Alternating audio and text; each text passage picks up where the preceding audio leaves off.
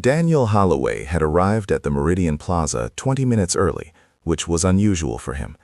He typically timed his entrances to the minute, late enough to be noticed, early enough to avoid appearing rude. But today was different. Today mattered in ways that went beyond the usual networking and social performance he'd mastered over the years. The Downtown Business Alliance luncheon was being held in the glass-walled atrium on the 32nd floor, with views stretching across the city skyline in every direction. On a clear day like this, you could see all the way to the harbor. Tables were arranged in concentric circles around a central podium, each draped in white linen with small gold nameplates indicating seating assignments. Crystal glasses caught the afternoon light. Floral arrangements, white roses and eucalyptus, sat at the center of each table, filling the room with a subtle fragrance that suggested expense without announcing it. Daniel's seat was at the head table, directly beside Mayor Richardson, and 2 seats away from Jennifer Cross, the development director whose approval he'd been cultivating for months. Reporters from the Tribune and the Business Journal were positioned near the back with their cameras ready, notebooks open on their laps. Investors Daniel recognized from previous events were scattered throughout the room, faces he'd seen at galas, fundraisers, panel discussions, the rotating cast of people who moved through these spaces with the ease of those who belonged. Everything had been arranged exactly as it should be. Daniel wore the charcoal suit he'd had tailored in New York 6 months earlier, paired with Italian leather shoes that had cost more than most people's rent. His watch was visible when he reached for his water glass, deliberately visible. A Patek Philippe, purchased on a payment plan he preferred not to think about. The brand mattered. The shine mattered.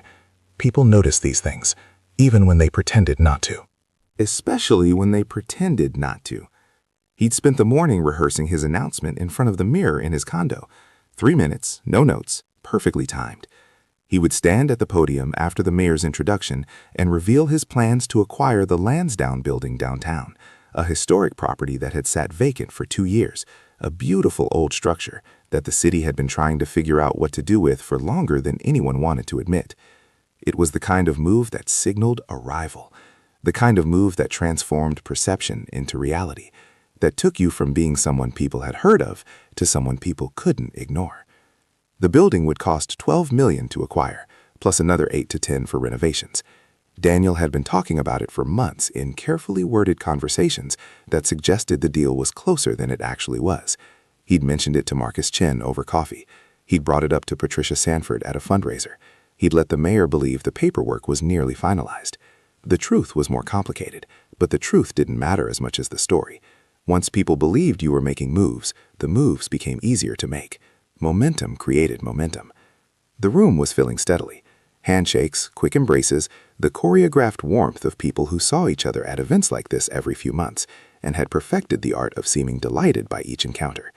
Daniel moved through it easily, smiling at the right moments, laughing when someone made a joke about the traffic downtown, asking about spouses and children whose names he'd memorized from previous conversations. He knew how to occupy space. He knew how to make people feel like his attention mattered, like the 30 seconds he gave them was somehow significant. Patricia Sanford, a venture capitalist he'd met at a fundraiser the previous spring, stopped him near the bar. She was in her mid-50s, sharp-eyed, the kind of woman who'd built her wealth through careful decisions and even more careful relationships. "Daniel, looking forward to hearing what you've been working on." "You won't be disappointed," he said, letting confidence settle into his voice the way it always did when he needed people to believe him. She smiled in that way people smiled when they believed you had something worth hearing. "I hope not. You've been teasing this long enough." He spotted Marcus Chen across the room and raised a hand in greeting. Chen nodded back, his expression pleasant but neutral. They'd had coffee twice in the past month. Daniel had floated the idea of a partnership, something vague, something that sounded promising without committing to specifics. Chen hadn't said yes, but he hadn't said no either, and that was enough for now. That was how these things worked. You floated ideas, you let people think about them, you created the impression of inevitability. Near the windows, he recognized Thomas Brennan, a real estate developer who'd been working in the city for 30 years. Brennan had the kind of reputation that meant his approval or disapproval could shift how people perceived a project. Daniel had made a point of greeting him at the last 3 events they'd both attended, building familiarity slowly, establishing himself as someone worth knowing. "Thomas?" Daniel said, approaching with his hand extended. Brennan shook it firmly. "Daniel, Heard you're making an announcement today. Word travels fast. It does when it's worth traveling. Brennan's expression was unreadable. Looking forward to hearing the details. You'll be the first to know, Daniel said, which wasn't true but sounded good. At 12:15, the event coordinator, a young woman with a clipboard and an earpiece, asked everyone to take their seats. Daniel made his way to the head table, exchanging brief words with the mayor before sitting down. Mayor Richardson was in his second term, a practiced politician who understood the value of being seen with the right people. He leaned over, voice low. Heard a rumor you're making a big announcement today.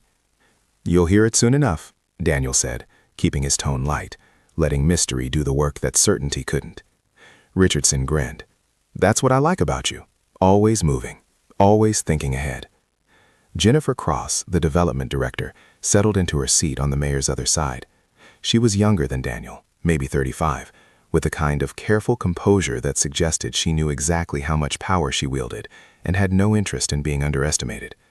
Daniel had been trying to get a one-on-one meeting with her for weeks, but her assistant kept saying her schedule was full.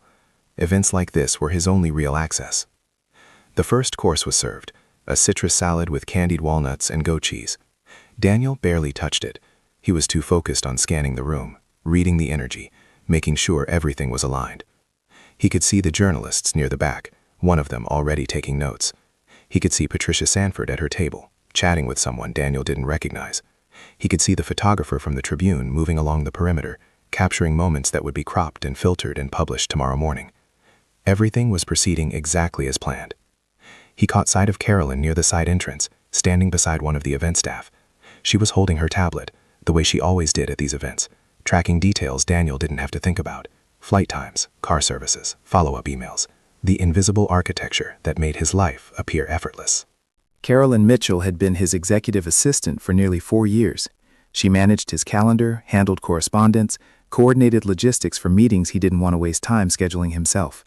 She filtered his calls, responded to emails that didn't require his direct attention, and made sure he was never caught off guard by scheduling conflicts or forgotten commitments. She was efficient, quiet, and entirely reliable. Daniel paid her well enough that she never complained, and she knew better than to ask questions about things that didn't concern her. But something about her posture looked different today. She was standing too still, staring at the tablet screen longer than usual. Her jaw was tight. Her shoulders looked tense in a way they normally weren't. Daniel looked away. Whatever it was, it could wait. The mayor stood and moved to the podium, beginning his opening remarks. Standard pleasantries, gratitude for attendance, acknowledgement of the Alliance's work over the past year, recognition of sponsors who'd made the event possible. He made a joke about the parking situation downtown that got polite laughter. He mentioned 2 upcoming infrastructure projects that would affect the business district. He thanked the Meridian for hosting. Then he shifted his tone slightly, the way speakers do when they're about to introduce someone important. And now, Richardson said, I'd like to invite Daniel Holloway to say a few words. For those of you who don't know Daniel, he's been a driving force in this city's development scene for the better part of a decade, always looking ahead, always thinking bigger, always finding opportunities where others see obstacles. Applause filled the room. Daniel stood, buttoning his jacket as he approached the podium. The motion was automatic, practiced, the kind of small gesture that communicated control. He smiled at the crowd, letting the moment settle before he spoke. Let them see him. Let them register his presence. Let them prepare to be impressed. Thank you, Mayor, and thank you all for being here. He paused, letting his gaze sweep across the tables, making eye contact with as many people as possible. Connection mattered. People remembered when you looked at them directly. I've always believed that success isn't about what you've done, it's about what you're willing to do next. And I'm here today because I want to share something I've been working on for the past 6 months, something I think is going to change the way we think about downtown development. He saw people leaning forward slightly, phones being set down, attention sharpening. This was the moment he'd been building toward, the moment when perception would begin to shift in his favor. But before I get into that, Daniel said, letting a slight smile cross his face, I want to say something I've said before, and I'll probably say again. He waited 1 beat. 2. Let the anticipation build. I don't talk to broke people. The room erupted in laughter. Not everyone. Some people just smiled politely, and a few looked uncomfortable, but enough that the energy shifted. It was the reaction Daniel had been counting on. The line had become his signature over the past 2 years, ever since he'd said it during the panel discussion at a tech summit in Seattle. It had been clipped, shared, memed. Some people found it offensive. Others found it refreshing. A few had written think pieces about it, debating whether it was aspirational or toxic. But everyone remembered it, and that was the point. Memorable was more valuable than likable. He held up a hand, grinning. I'm kidding. Mostly. More laughter. The mayor was shaking his head, smiling. Patricia Sanford looked amused. Even Jennifer Cross, who'd been stone-faced until now, was smiling slightly. But in all seriousness, Daniel continued, his tone shifting to something more measured, more sincere. I believe in surrounding yourself with people who are moving in the same direction you are. People who understand growth, people who understand risk, people who aren't afraid to take a chance on something that might fail, because they know that's how you find things that succeed. Nods around the room. He could feel the energy shifting, people engaging with what he was saying, believing he was about to tell them something worth knowing. And I think the project I'm about to announce reflects that philosophy. He was about to continue when he noticed Carolyn moving toward the side door that led to the service hallway. She wasn't looking at him. She was looking at her tablet, and her expression was unreadable, but wrong, tense in a way that made Daniel's instincts flicker with warning. Daniel kept talking, but part of his attention followed her as she slipped out of the room. The Lansdowne building, he said, refocusing on the crowd. Some of you know it. Most of you have probably driven past it 100 times. Corner of 5th and Westlake. Beautiful architecture. Built in 1927. It's been empty for 2 years, and frankly, it's been a waste of prime real estate in the heart of this city. I saw nods. A few people were already pulling out their phones, probably looking up the property, checking listings, pulling up old photos. I'm here to tell you that's about to change. In the coming weeks, I'll be finalizing the acquisition of that building, and I'll be announcing a full redevelopment plan. Mixed use, modern, something that honors the history of the structure while bringing it into the future.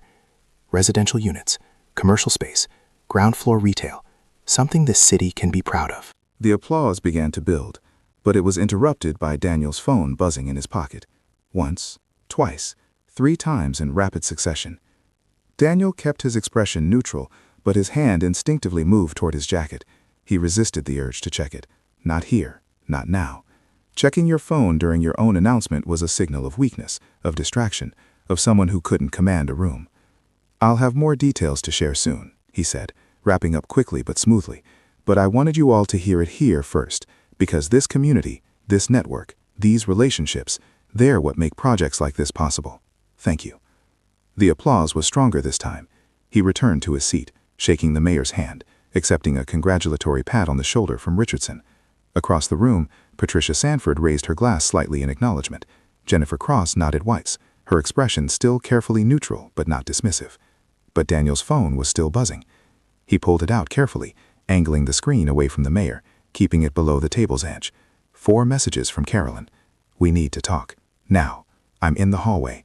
Daniel, this is urgent. He stared at the screen for a moment, reading the messages twice. Carolyn didn't send messages like that. In 4 years, she had never once interrupted an event unless something was genuinely wrong. A family emergency maybe, a scheduling disaster, something that couldn't wait. He leaned toward the mayor, keeping his voice casual. Excuse me for a moment, need to handle something quick. Richardson waved him off, already turning back to Jennifer Cross. Go ahead, we've got dessert coming anyway. Daniel stood and moved toward the side exit, keeping his pace casual, unhurried. A few people glanced up as he passed, but no one stopped him. He smiled at Thomas Brennan as he walked by, nodded at someone whose name he couldn't remember. Everything normal, everything controlled. He pushed through the door into the hallway. The contrast was immediate.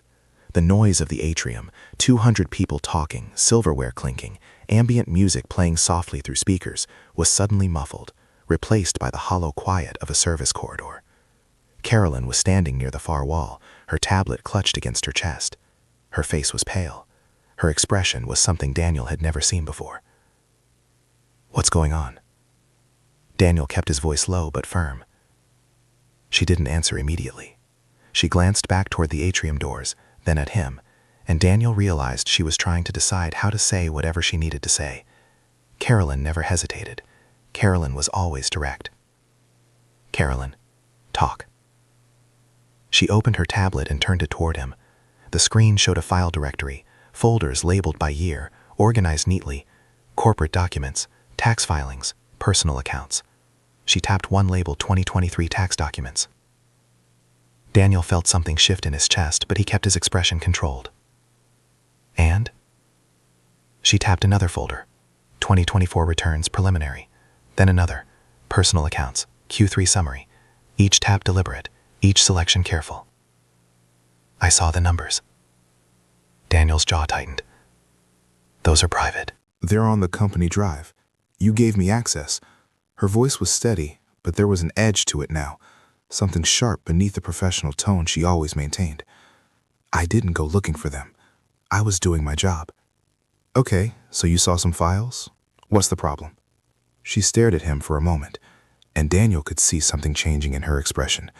Recognition, maybe, or disappointment, or something worse than either. The Lansdowne building, she said. You just told 200 people you're buying it. I am. With what money, Daniel? The question landed hard.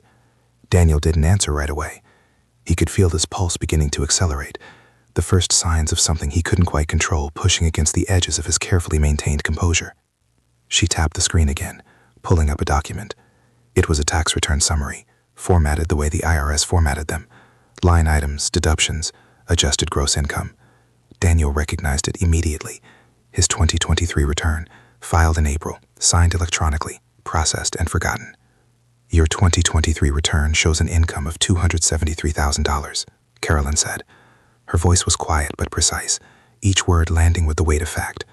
That's after deductions, before taxes. Your 2024 preliminary is lower, $218,000. That's none of your... You told the Tribune last month that you cleared over $1 million last year. She wasn't yelling. She wasn't even raising her voice. But the words came out sharp and precise, landing like small cuts. I was there when you gave the interview. You said business was strong. You said you were closing deals with tens of millions. But your tax returns don't show anything close to that. Daniel felt heat rising in his face, anger and panic competing for space. Tax returns don't show the full picture. There are structures, deferrals, investments that don't... I saw your account balances, she interrupted, and there was something in her tone now that stopped him. Your personal accounts. I didn't mean to. They were in the same folder. Checking shows $18,000, savings shows $42,000. You have 3 credit cards with balances over $30,000 each. 2 of them are near their limit. You have a loan against your condo that you're 2 months behind on. She pulled up another file, a spreadsheet. Rows of transactions, dates, amounts, vendor names. Daniel recognized his own spending laid out in neat columns. You leased the car you've been driving. You didn't buy it. The watch you're wearing. She glanced at his wrist. You put it on a payment plan. 18 months. You've made 3 payments. The suit you're wearing right now was purchased on credit 60 days ago, and you haven't made the first payment. Daniel's hands curled into fists at his sides. He forced them open. Control. He needed control. You had no right. You gave me access to the drive, she said again, her voice rising slightly for the first time. I didn't hack anything. I didn't dig. I opened the wrong folder and I saw it. All of it. The credit card statements, the payment plans, the late notices. She looked at him, and there was something in her eyes that Daniel hadn't seen before. Not anger, something colder, something like recognition. You just stood in front of the mayor and 200 people and announced that you're buying a building worth $12 million, but you can't even cover your credit card bills. The hallway felt smaller suddenly. The air felt thinner. Daniel could hear his own breathing, could feel his pulse in his throat. This is fund management, Daniel said, his voice tight, defensive. You don't understand how these things work. You don't understand leverage. You don't understand how real estate deals are structured. You think I need $12 million in cash? That's not how it works. You get investors, you get loans, you structure the financing. You don't have investors, Carolyn said quietly. I've been managing your calendar for 4 years. I've seen every meeting. I've read every email. You've been talking about this building for months, but you haven't had a single meeting with a lender, not one meeting with an investor, nothing with Jennifer Cross or the development office. You've been telling people you're close to closing a deal that doesn't exist. Daniel felt something cold settling into his chest. That's not... I understand that you're lying. The word hit like a slap. Daniel opened his mouth to respond, but Carolyn was already turning away. She closed the tablet and tucked it under her arm. "I'm done," she said quietly. "I'll send my resignation tonight. I'll give you 2 weeks if you want it, but I won't be part of this anymore. I needed you to know that I know, before you go back in there and keep pretending." "Carolyn."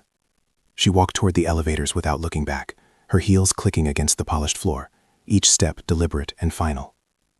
Daniel stood there, alone in the hallway, his pulse hammering in his ears. He could still hear the muffled sound of conversation from the atrium, laughter, the clink of silverware. Everything was continuing without him, exactly as it had been before he left. He turned to go back inside and froze. There was someone standing near the service entrance at the far end of the hall, a young woman in the black uniform of the catering staff, holding an empty tray. She was staring directly at him, and from the look on her face, wide-eyed, uncomfortable, she'd been standing there for more than a few seconds. Their eyes met. She looked away quickly, too quickly, and pushed through the service door, disappearing into the kitchen corridor beyond.